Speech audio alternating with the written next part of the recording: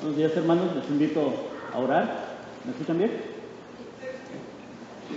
Amado Padre Celestial, muchas gracias, Señor, por este día. Gracias, Señor, por tu palabra. Gracias por la iglesia y por su Santo Espíritu que nos tiene aquí, Señor. Señor, suplicamos que su nombre sea glorificado y suplicamos, Señor, que el Evangelio sea enseñado, Padre mío. Señor bendito, que este tiempo sea para su gloria y que su pueblo sea edificado y sea cambiado por su palabra. En el nombre de Cristo Jesús. Amén. Hoy en día las redes sociales son impresionantes y el flujo de información es impresionante y el ridículo también es impresionante e inmediato. Lo lamentable es que no solamente se trata de la caída de Edgar o no solamente se trata de videos chistosos. El problema es que hoy en día las mismas iglesias o los lugares en donde se llaman iglesias empiezan a tomar videos y empiezan a mostrar una serie de desfiguros en donde a la iglesia se le tacha de algo que no debería de ser. Y entonces, cuando una persona no creyente viene a la iglesia, las críticas que hay a la iglesia son más o menos como, y eso es un club.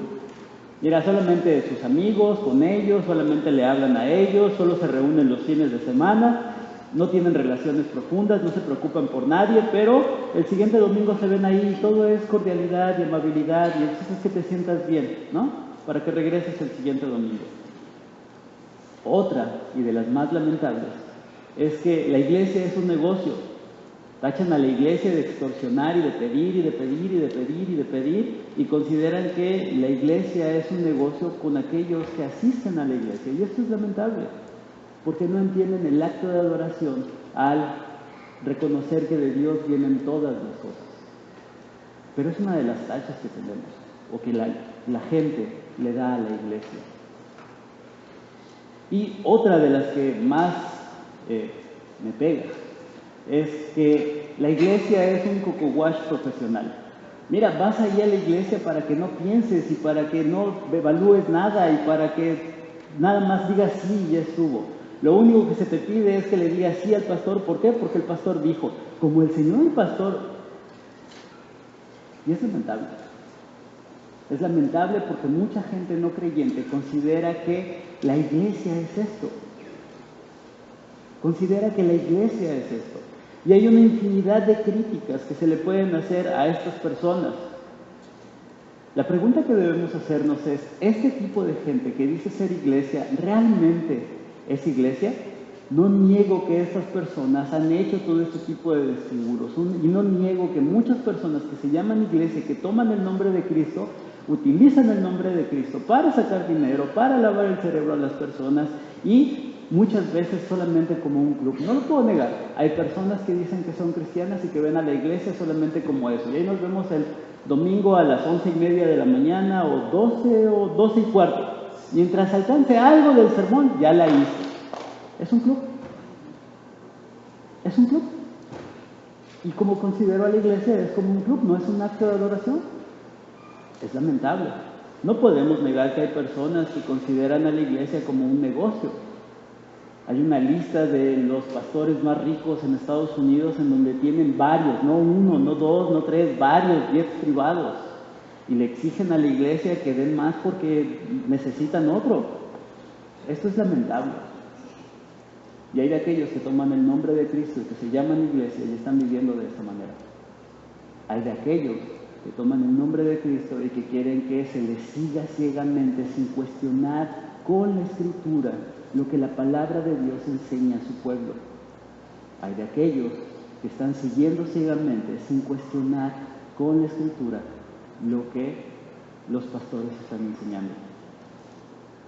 Si tú eres un no creyente o si tú tienes poco tiempo viniendo a la iglesia, yo no puedo negar que hay personas que están haciendo eso, que toman el nombre de la iglesia, que toman el nombre de Cristo y que se desvían en una de estas.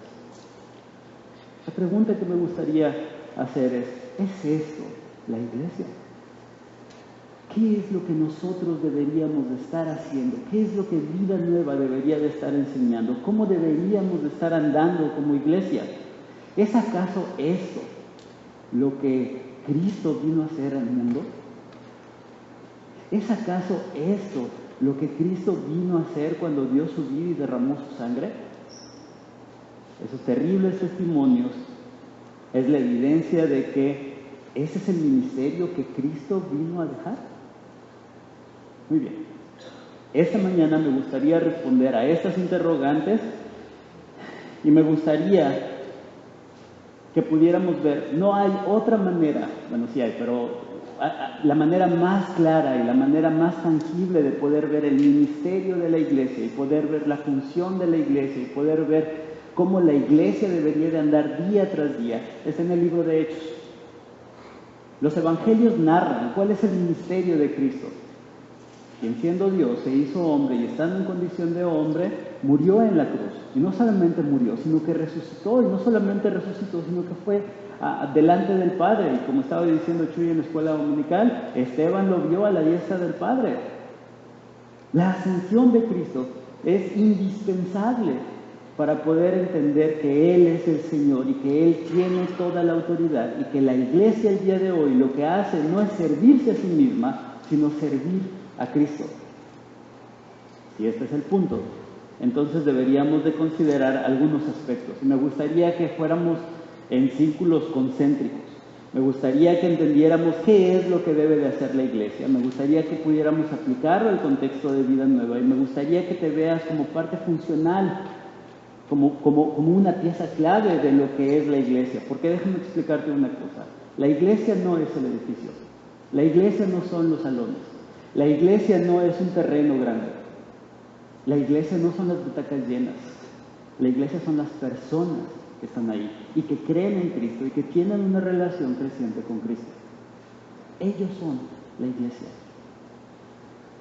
Somos nosotros los creyentes, la iglesia de Cristo. Así es que cuando hablamos de qué debería de hacer la iglesia, una manera de preguntarnos es ¿qué debería de estar haciendo yo aquí? Vamos a ver qué es la iglesia, vamos a ver qué hace Vida Nueva y cuál es el desafío de manera personal. Así es que para iniciar el sermón, no podemos tener otro punto de partida. No hay otro punto de partida. El libro de Hechos inicia con la ascensión de Cristo. La ascensión de Cristo tiene que ver con la resurrección de Cristo. Está ligado. Lo que nos enseña el libro de Hechos es qué fue lo que pasó con la iglesia después de que Cristo asciende al trono delante del Padre. ¿Qué pasó con la iglesia? ¿Qué pasó con los creyentes? Bueno, pues el libro de Hechos dice que cuando ellos ven ascender a Cristo, Cristo les dijo, vayan a Jerusalén, Samaria y hasta los confines de la tierra y prediquen el Evangelio. Muy bien. El capítulo 1 se desarrolla la ascensión de Cristo, la elección del apóstol que suple a Judas, y en el capítulo 2 la iglesia viene a celebrar el Pentecostés. Y en el Pentecostés viene el Espíritu Santo que fue anunciado en el capítulo 1, versículo 8. Y recibiréis poder, y vendrá el Espíritu sobre ustedes, y entonces darán testimonio. La venida del Espíritu Santo cambia radicalmente la dinámica de la iglesia. Cuando ellos reciben el Espíritu Santo y todas las personas de muchas partes del mundo pueden entender en su propia lengua lo que él estaba diciendo, lo que Pedro estaba diciendo, entonces Pedro se levanta y predica. Y quiero que imagines esto. Pedro se levanta, predica, y el día de ayer la iglesia eran como 12 personas, 50 personas, 200 personas, y al día siguiente son más de 3,000 personas, porque con esta predicación se convierte en 3,000 personas en un día. ¿Cuál es el mensaje? ¿Qué es lo que Pedro les dice? Capítulo 2, versículo 22 al 24. Varones israelitas, escuchen mis palabras. Jesús Nazareno, que fue el varón que Dios aprobó entre ustedes por las maravillas, prodigios y señales que hizo por medio de él, como ustedes mismos lo saben. Fue entregado conforme al plan determinado y conocimiento anticipado de Dios, y ustedes lo aprendieron y lo mataron por medio de hombres inicuos, crucificándolo. Por eso Dios lo levantó, liberándolo de los lazos de la muerte, porque era imposible que la muerte lo venciera. Hay algunos elementos que deberíamos de considerar en este texto. La primera cosa es que Jesucristo, quien fue aprobado por Dios, quien sirvió en esta tierra, quien predicó en esta tierra, murió con manos inicuos, con manos de pecadores. ¿Por qué? Por tus pecados y por los míos. Al inicio de su ministerio, el Evangelio de Juan dice que Juan el Bautista lo vio venir el día que estaba él bautizando y dijo: he aquí el Cordero de Dios que quita el pecado del mundo.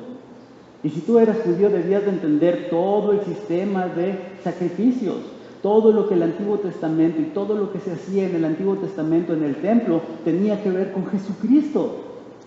Jesucristo, el Cordero de Dios que quita el pecado del mundo. El mensaje que tú y yo deberíamos de estar predicando constantemente es Cristo, Cristo y solo Cristo es el Redentor del pueblo de Dios. No hay nadie más en quien podamos tener redención, sino solo a través de Jesucristo. Cristo es el mediador entre Dios y los hombres, y Cristo es el que establece la paz entre Dios y los hombres. Y Dios ratifica el ministerio de Cristo, el Padre ratifica el ministerio de Cristo, resucitándolo de entre los muertos. Versículo 32 del capítulo 2. Pues a este Jesús lo resucitó, y de estos todos nosotros somos testigos. Y como Él fue exaltado a la diestra de Dios y recibido al Padre por la promesa del Espíritu Santo, y ha derramado esto que ahora están viendo y oyendo. Esta es la continuación del mensaje. No solo Cristo murió por nosotros, sino el Espíritu Santo se nos ha dado como el Señor de la iglesia. Él es quien cuida, y Él es quien dirige, y Él es el que está al frente de la iglesia. Él es el vicario de Cristo. Versículo 34. David mismo no subió a los cielos, pero sí dice: dijo el Señor a mi Señor, siéntate a mi derecha, hasta que yo ponga a tus enemigos al estrado de los pies. Sépalo bien todo el pueblo de Israel, que a este Jesús, a quien ustedes crucificaron, Dios lo ha hecho Señor y Cristo. La iglesia debería de estar enseñando el Evangelio, porque no hay otro punto de partida para poder tener una relación con Dios si no es a través de Jesucristo. Cada creyente, cada persona que ha tenido un encuentro con Cristo debería de estar proclamando quién es su Señor, y debería de estar proclamando qué fue lo que hizo por Él, porque Cristo murió por los pecadores. Romanos 5:8, eso es lo que dice. Pero cuando todavía éramos pecadores, Cristo murió por nosotros. Cristo no solo murió con manos o por manos inicuas, sino que murió por los inicuos. Murió por quienes estaban siendo enemigos de Él. Ese es el amor impresionante de Cristo, y este es el mensaje que Pedro habla una y otra vez. Y es el mensaje que todo Hechos enseña, y es el mensaje que todo el Nuevo Testamento enseña, y cuando estudias profundamente, Salud, es el mensaje que toda la Escritura enseña. Porque es la historia de la redención que está apuntando a Cristo como el mediador entre Dios y los hombres. El justo muriendo por los injustos, el santo, el perfectamente obediente, muriendo por los inicuos pecadores que lo juzgaron injustamente. Cristo, el Cordero de Dios, derramando su vida y su sangre en defensa de aquel que no estaba buscando la paz, nosotros. Pero dice Pedro, el hecho de que haya muerto solamente es una parte del mensaje. El hecho de que haya resucitado solamente es una parte del mensaje. El hecho de que haya ascendido y esté sentado a la diestra de Dios Padre y esté gobernando con Dios Padre solo una parte del mensaje. La respuesta que tú y yo deberíamos estar buscando en la Escritura es: ¿qué pasa después? ¿Qué pasa después? Porque de eso se trata la iglesia el día de hoy.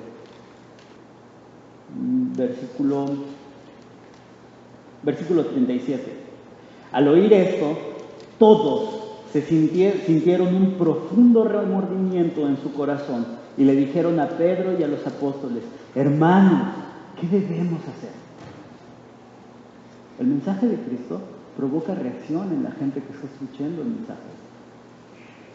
Estos varones se compungieron, estos varones estaban dolidos en su corazón, estaban desconsolados, estaban abatidos, se quebrantaron cuando escucharon que por causa de su pecado, Cristo, el justo, había muerto.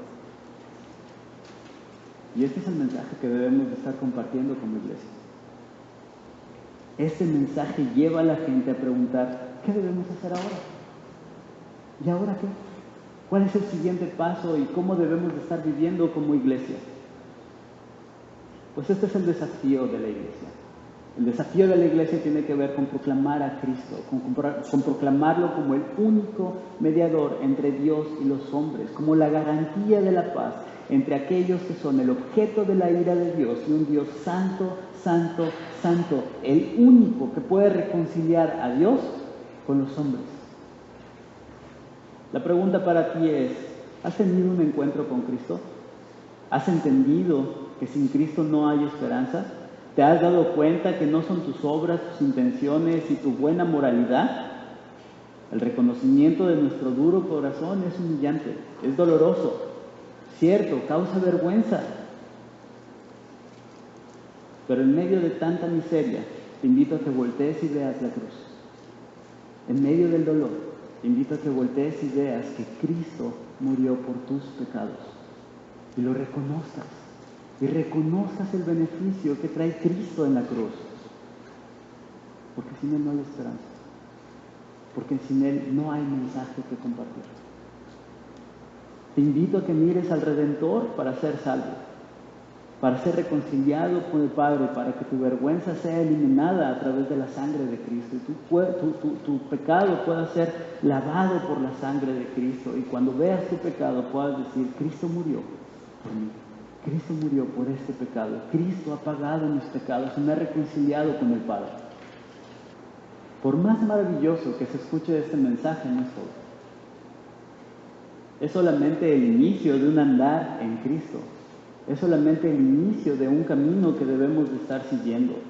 De un día donde eran 12, donde eran 50, donde eran 100, donde eran 200, pasaron a ser 3,000 personas. ¿Y qué haces con 3,000 personas? ¿Qué haces con 3,000 personas ahorita? ¿A dónde las metes? ¿Qué les enseñas? ¿Cómo les compartes? ¿Cómo te encargas de sus vidas? ¿Cómo atiendes el mensaje de 1 de Pedro 5 donde dice: sean buenos pastores, imiten al pastor de los pastores, cuiden al rebaño? Chispas, ¿cómo le hacemos? Muy bien. Gracias a Dios. Dios nos dejó su palabra para que podamos enfrentar esa situación y sepamos qué debemos de hacer. En el capítulo 2, después de la conversión de las 3,000 personas, después de que Dios trajo al quebrantamiento a estos judíos, dice el versículo 41, fue así como recibieron la palabra, fueron bautizados y ese día se añadieron como 3,000 personas, las cuales se mantenían fieles a las enseñanzas de los apóstoles, en el mutuo compañerismo, en el partimiento del pan y en las oraciones. Versículo 43, al ver las muchas maravillas y señales que los apóstoles hacían, todos se llenaban de temor. Y aquí me gustaría poder definir lo que la iglesia hace en dos sentidos muy simples. Jesús definió que la ley, el cumplimiento de la ley, tenía que ver con 2 mandamientos, ¿se acuerdan? Amar a Dios por sobre todas las cosas y amar a tu prójimo como a ti mismo. En la medida que nosotros cumplimos esos mandamientos, cumplimos la ley con Dios. Obedecemos a Dios. Y este es el norte de lo que nos deja capítulo 2, versículos 41 al 47. La comunión con Dios y la comunión con mis hermanos. La comunión con Dios y la comunión con mis hermanos. El énfasis de la adoración, la comunión con Dios, radicaba en la enseñanza. Versículo 41. Fue así como recibieron, ¿qué? Su palabra. Fue así como recibieron su palabra y fueron bautizados, se añadieron 3,000 personas y se mantenían fieles a ¿qué cosa? A las enseñanzas de los apóstoles. Y es una cuestión bien interesante cuando ves todos los evangelios. Jesucristo empezó a predicar, pero Jesucristo tomó, de entre todos los que le seguían, tomó a 12 personas. Y a estas 12 personas se les fue dado el privilegio de que entendieran más que el resto, de que vieran más que el resto, de que experimentaran más que el resto. Estas 12 personas se estaba reproduciendo Cristo en ellos. Ellos tenían el privilegio de entender lo que los otros no tenían el privilegio de entender. Juan 17 nos dice que es a través del ministerio de ellos, a través de la enseñanza de ellos, a través del testimonio de ellos, que otros iban a creer. Mateo 28 dice que les dice a los discípulos, vayan y hagan discípulos. Y Pablo lo dice de una manera muy clara con Timoteo, lo que viste, lo que escuchaste, lo que aprendiste, lo que conociste que yo hice, eso mismo deberías de hacer porque yo estoy imitando a Cristo. Efesios capítulo 4 dice que Jesucristo, dice Pablo, que a Él se le dio el misterio, se le dio a conocer el misterio que había sido oculto para los profetas en el Antiguo Testamento. ¡Qué humilde! Todo lo que en el Antiguo Testamento fue oculto, a mí se me fue dado a conocer. ¿Y sabes qué fue?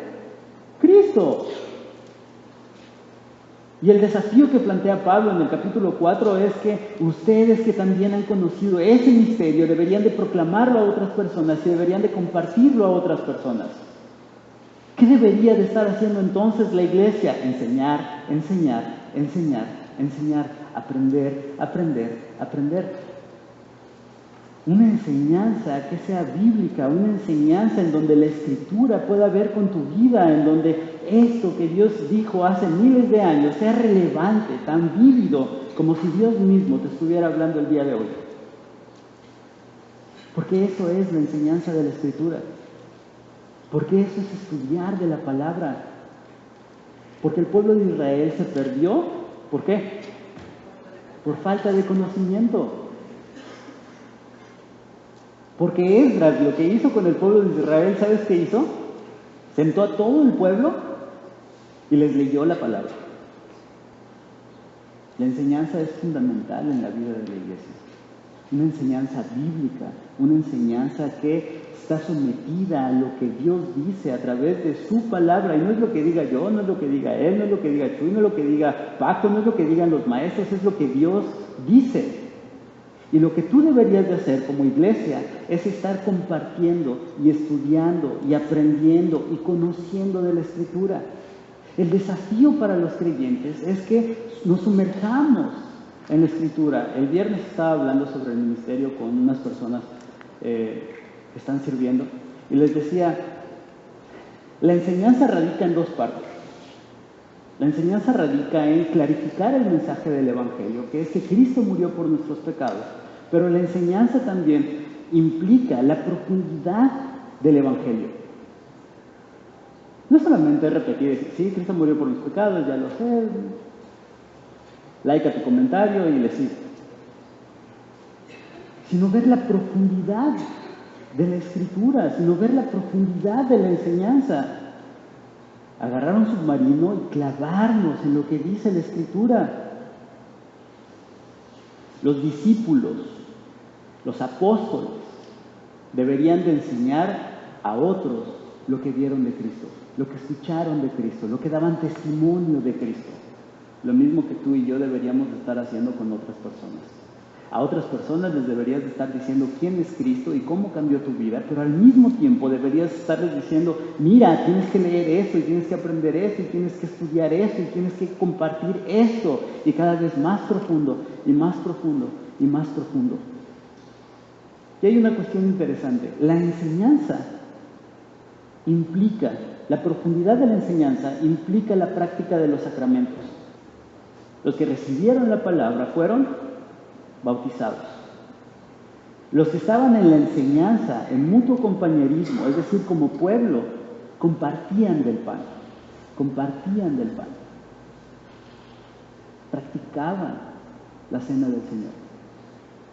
Aquellos que maduraban en su fe y aquellos que conocían qué era lo que estaban haciendo, ese domingo en la mañana practicaban del bautismo y de la Santa Cena.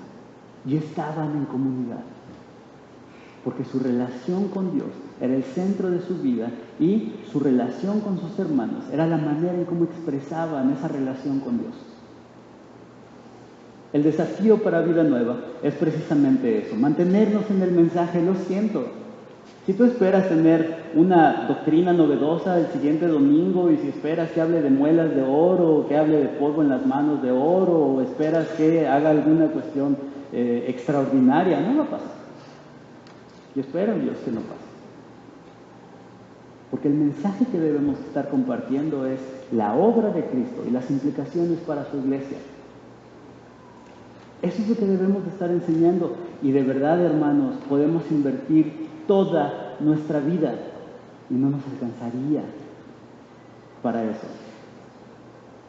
El desafío es enseñar claramente el mensaje del Evangelio a quien no le conoce, pero al mismo tiempo profundizar en la enseñanza a quien ya le conoce. Aquí me gustaría hablar de los sacramentos en este sentido. ¿Qué es lo que enseñan y a qué apuntan los sacramentos? ¿A qué apuntan los sacramentos con esto? Debemos tener una enseñanza bíblica, pero la práctica de los sacramentos, ¿a qué apuntan? Bueno, los sacramentos tienen como propósito llevarnos a verdades espirituales que gozamos en Cristo. Y la frase en Cristo es clave. Porque aquellos que no están en Cristo no van a gozar de estas bendiciones.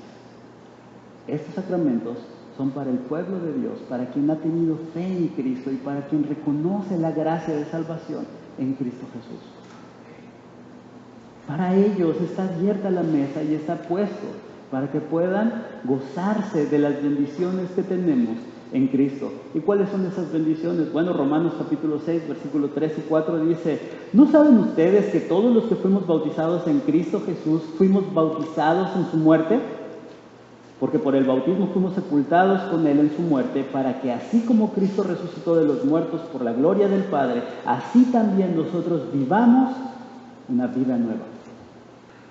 Vivamos una vida nueva.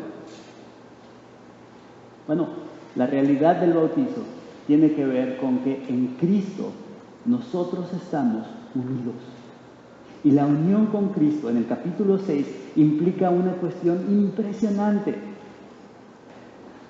Pablo dice que ser bautizado con Cristo nos hace entender que hemos muerto al pecado. Ya no vivo para el pecado, ya no sirvo al pecado, ya no estoy sometido al pecado, sino ahora puedo vivir para la gloria de Dios. Ahora puedo vivir en obediencia a Cristo. Cuando nosotros vemos la verdad espiritual del bautismo en Cristo, estar unidos a Cristo, deberíamos estar pensando sobre nuestras luchas. ¿Cuáles son aquellas áreas en donde consideras que no puedes vencer? ¿Cuáles son aquellas áreas en donde dices, esto es más fuerte que yo? Es que sí intento, pero no puedo. Estar unido a Cristo te permite vencer al pecado. Estar unido a Cristo te permite vivir en obediencia. Estar unido a Cristo te permite experimentar la victoria que hay en Cristo Jesús. Así es que cuando los creyentes practican del bautismo, están proclamando y están diciendo: soy bautizado y he muerto con Cristo y he de resucitar con Cristo y he de vivir una vida que glorifica a Dios. Tengo el poder para vencer al pecado. En un sentido práctico, el bautismo nos recuerda que estamos unidos a Cristo y que esta unión nos garantiza la victoria sobre el pecado. ¿Y la Santa Cena? ¿Qué es lo que enseña la Escritura sobre la Santa Cena? ¿Cómo los creyentes que están estudiando de la palabra, que conocen el mensaje, deben de celebrar la Santa Cena? Bueno, 1 Corintios, para los corintios, Corintios es una iglesia que tiene un montón de relatos, un montón de pecados. Pablo les dice, la copa de bendición por la cual damos gracias, ¿no es comunión de la sangre de Cristo? Y el pan que partimos, ¿no es comunión con el cuerpo de Cristo? Hay un solo pan del cual todos participamos. Por eso, aunque somos muchos, conformamos un solo cuerpo. Y me gustaría que entendiéramos, no voy a profundizar mucho en esto, pero en el Antiguo Testamento la copa era la copa de ira. Era donde Dios derramaba su ira y era el símbolo de la ira de Dios por el pecado. Escucha esto. Cristo está en el Getsemaní.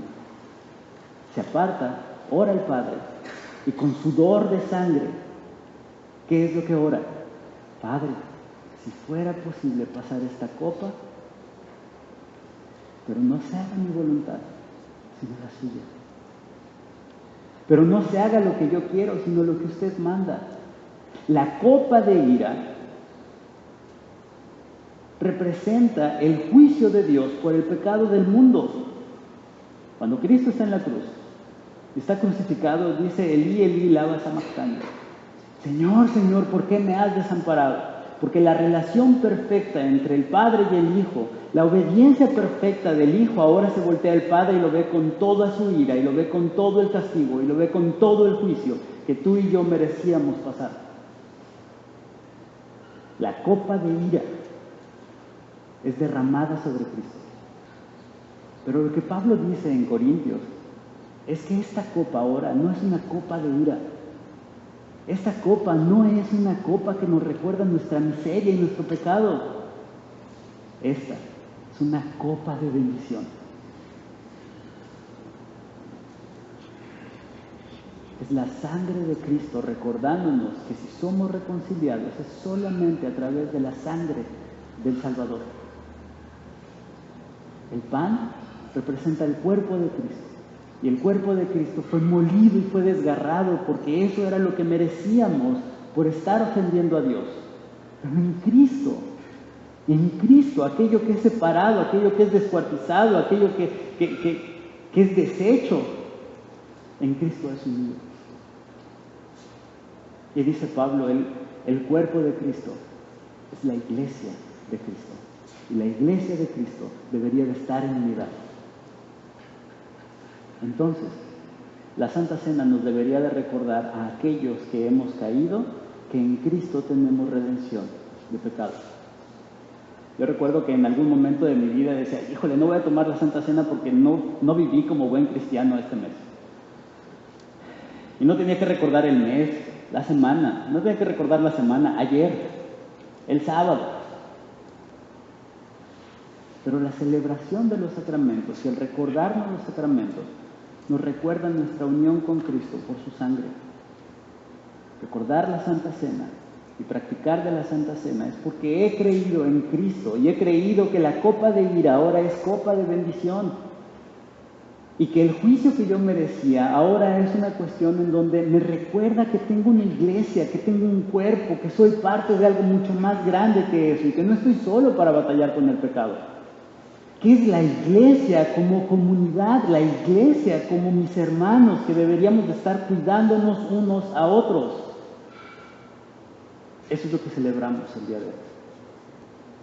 Así es que la iglesia debería de estar enseñando y debería de estar practicando el bautismo y la Santa Cena como una celebración de la obra de Cristo por su pueblo. Los creyentes que han aprendido de la palabra entienden la práctica de los sacramentos, son llamados a la mesa por gracia. No por sus obras, no porque hayan portado bien, no porque no hayan fallado, sino porque reconocen que necesitan de la gracia, reconocen que necesitan del perdón de Cristo y también reconocen que necesitan de la iglesia como un cuerpo, como unidad, como un solo pueblo, andando en el mismo camino, yendo en la misma dirección y practicando este sacramento que nos consuela, nos anima y nos desafía a andar como Cristo. Proclamar el Evangelio es parte de nuestra adoración, pero profundizar en la enseñanza es parte de nuestra adoración. Y la manera en cómo lo hacemos como iglesia es que tenemos el martes a las 7:30, el miércoles a las 7:30, la escuela dominical y también los sermones. Aparte de que te proveemos los sermones para que los puedas escuchar en la semana. Hermanos, eso no cambia la predicación de la palabra. Tú tienes que venir porque predicar la palabra o escuchar la palabra como pueblo nos recuerda la bendición de la comunión. Lo proveemos como una herramienta para que tú puedas mantener tu fe y tú puedas estudiar durante la semana, no para que lo cambies y digas, lo escucho esta semana. Para que lo recuerdes esta semana. Pero ven y adora al Señor. Entonces, como les dije, esto es lo que hace la iglesia, esto es lo que estamos haciendo como Iglesia Vida Nueva, y me gustaría hacerte algunas preguntas. Me gustaría que una vez que has entendido eso, y espero que el Espíritu Santo te haya llevado a eso. Aquí está el desafío a los que han vivido del pasado. Hombre, no, es que yo hace 10 años leí la Biblia como, diario leía la Biblia. Hace como 15, no hombre, no. A ver, pues me lo aventé como 4 veces. Hace como 25 años, cuando empezamos la iglesia, no hombre. O puede ser que digas, hace como 3 años, yo estuve estudiando, pero intensamente de la palabra de Dios. No sabes, estaba metidísimo en la iglesia, estaba metidísimo estudiando y no vivas de tu pasado. Y antes de plantearte el no vivas de tu pasado, me gustaría que escucharas esto. Pablo, en Romanos capítulo 11, versículo 33 al 36, plantea estos cuestionamientos que tú deberías de hacerte. Oh profundidad de las riquezas y de la sabiduría y de la ciencia de Dios, cuán insondables son sus juicios e inescrutables sus caminos. Porque, ¿quién entendió la mente del Señor? ¿Quién fue su consejero? ¿O quién le dio a él primero para que fuese recompensado? Porque de él, por él y para él son todas las cosas. A él sea la gloria por los siglos de los siglos. Amén. Me gustaría que escucharas este texto considerando, no hombre, yo hace 20 años estudié la Biblia un montón. No hombre, yo ya la leí como un montón de veces. No, yo ya estudié todo lo que debía de estudiar, ¿de verdad? ¿Pero a qué Dios estás adorando? Pero dime de quién estás hablando, porque el Dios de la Biblia, el Dios que está enseñado en la Escritura, dice cuán insondables, inescrutables son sus caminos, oh profundidad de las riquezas, de la sabiduría y de la ciencia de Dios, cuán insondables son sus juicios e inescrutables sus caminos. Cuando nos acercamos a las Escrituras, hermanos, y profundizamos en las Escrituras, estamos intentando conocer la grandeza de la gloria del Señor Dios Todopoderoso, que creó todas las cosas ex nihilo, de la nada. Y nos atrevemos a decir, ya estudié, yo ya leí esto. Es un encuentro con Dios cuando nos acercamos a las Escrituras. Es un encuentro con Dios cuando venimos y recordamos la verdad de la palabra de Dios a nuestras vidas. Debería de ser un anhelo constante para todos los que realmente tienen una relación con Cristo. Decir, Señor, enséñeme. Debería de ser desafiante, anhelante, debería de ser un deleite para la iglesia estar estudiando. Deberíamos de tener estudios con toda esta gente, o más. Es que no tengo tiempo. Es que la edad, es que tengo otras prioridades, es que, les animo, hermanos, porque la motivación no es el regaño, ni es ni es el que te sientas mal.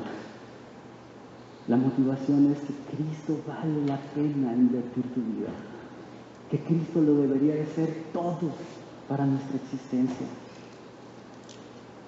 De eso se trata, de Cristo. No vivas de tu pasado, no vivas recordando tus viejas glorias. No, hombre, yo puedo haber sido futbolista profesional, nada más. La rodilla, nuestra comunión con Dios, nuestra comunión con nuestros hermanos. Dice el texto, el versículo 43.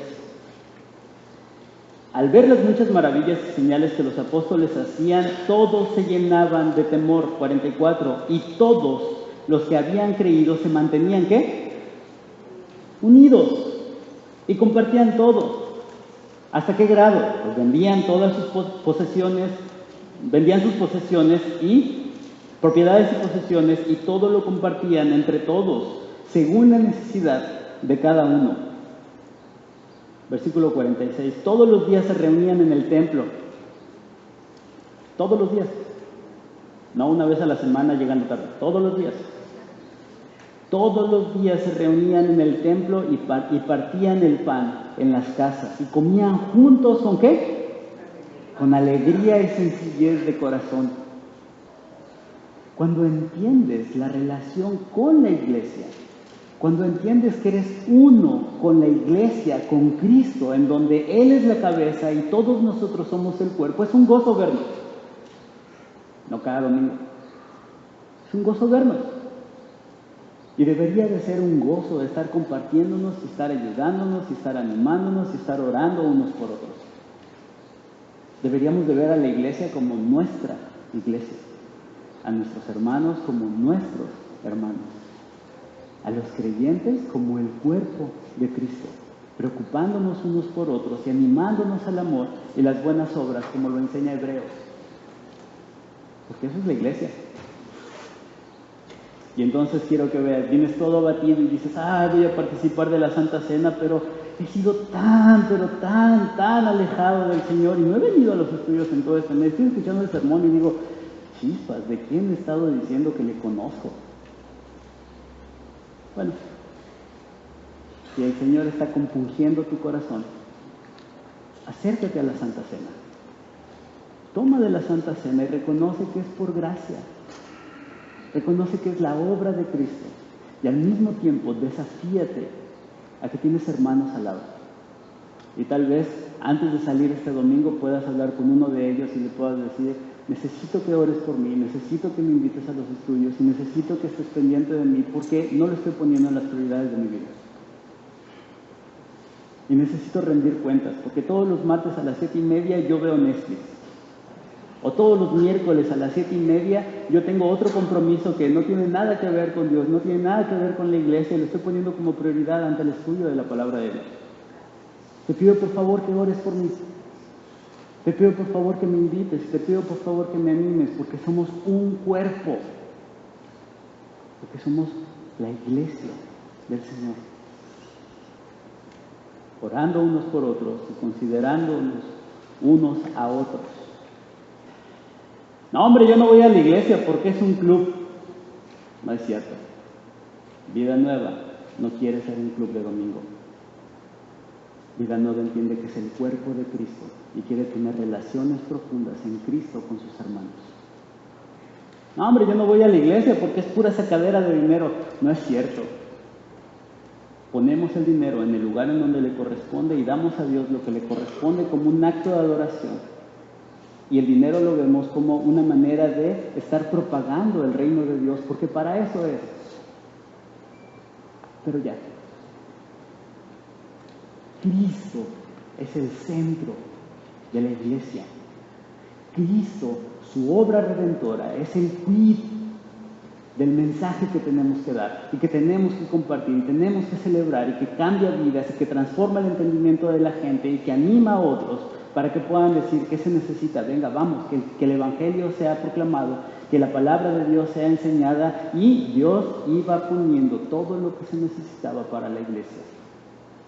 Hombre, es un coco wash, ahí nada más te dicen que le diga así al pastor y todo lo que dice el pastor y ya estuvo. No, ven a la Escritura, escucha la Escritura y celebra los sacramentos como lo enseña la Escritura. Cuán insondables son los caminos del Señor, cuán inescrutables son los designios de Dios.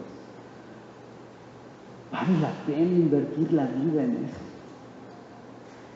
Cuando Vida Nueva se desafíe y obedezca a andar de esta manera, va a pasar lo mismo que pasó en Hechos.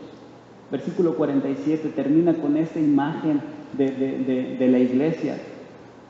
Mientras alababan a Dios y brindaban ayuda a todo el pueblo, cada día el Señor añadía a la iglesia los que habían de ser salvos. El número no es el enfoque. Que se llene toda la iglesia y que quitemos esas cosas de allá atrás y pongamos más sillas para que más personas escuchen el mensaje y podamos ver esto lleno. Eso no es el mensaje, no es el objetivo último de él. Que no haya espacio para los niños, que no haya espacio para los jóvenes, que tengamos que ver dónde meter a más gente, porque de un día a otro el Señor trajo a 3,000 personas. ¡Gloria a Dios! Pero ese no es el objetivo. Pero sí es la consecuencia innegable de que la iglesia está haciendo lo que tiene que hacer. Pero sí es la consecuencia irrefutable de que Dios está enseñando su palabra y que Cristo está siendo predicado ahí. Pero ¿sabes qué? Eso no es tu problema ni es mi problema. Ese es el trabajo de Dios. Mientras alababan a Dios y brindaban ayuda a todo el pueblo, cada día el Señor añadía a la iglesia los que habían de ser salvos. Iglesia, les animo en el nombre del Señor que ustedes se mantengan firmes en la enseñanza, practicando de los sacramentos, compartiendo el Evangelio, profundizando en la enseñanza, reconociendo las bendiciones que tenemos de los sacramentos y animándonos unos a otros a ver por los demás. Y Dios ha de hacer su trabajo. A nosotros no nos compete ver quién es o quién no es, o quién viene o cuántos tenemos. A lo que a nosotros nos compete es mantenernos firmes en el Evangelio. Les invito a orar. Señor bendito, suplico que su iglesia sea movida por su Santo Espíritu y suplico, Señor, que su iglesia sea dirigida para hacer su voluntad, Padre. Señor, que su nombre sea proclamado y que usted sea el centro de la enseñanza de Vida Nueva, reconociendo las bendiciones espirituales que tenemos en los sacramentos, Señor. Padre, que su Santo Espíritu dirija esta iglesia en crecimiento y conocimiento de su palabra para compartir a las personas. Padre, que su Santo Espíritu ayude a esta iglesia para hacer su voluntad. Te lo suplicamos, Padre, en el nombre de Cristo Jesús.